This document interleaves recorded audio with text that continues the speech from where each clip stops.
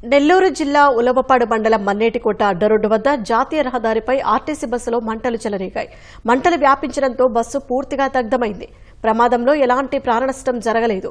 తిరుపతి నుంచి తరువూరుకు వెళ్తున్న super luxury బస్సును అర్ధరాత్రి 2:30 గంటల సమయంలో మన్నేటికోట అడ్డరోడ్డు వద్ద టీ తాగేందుకు నిలిపారు. కొందరు ప్రయాణికులు బస్సులో నుంచి పొగలు రావడం గమనించి మిగతా వారిని అప్రమత్తం చేసి బస్సు నుంచి దింపేశారు.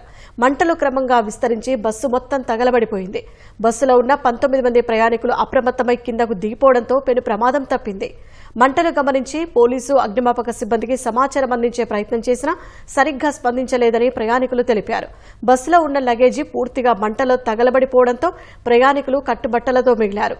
ఒంగోలుకు చెందిన కనకారావు అనే ప్రయాణికుడు బ్యాగులో ఉన్న నగదు మంటల్లో కాలిపోయింది. అగ్నిమాపక సిబ్బంది మంటలను అదుపు చేశారు.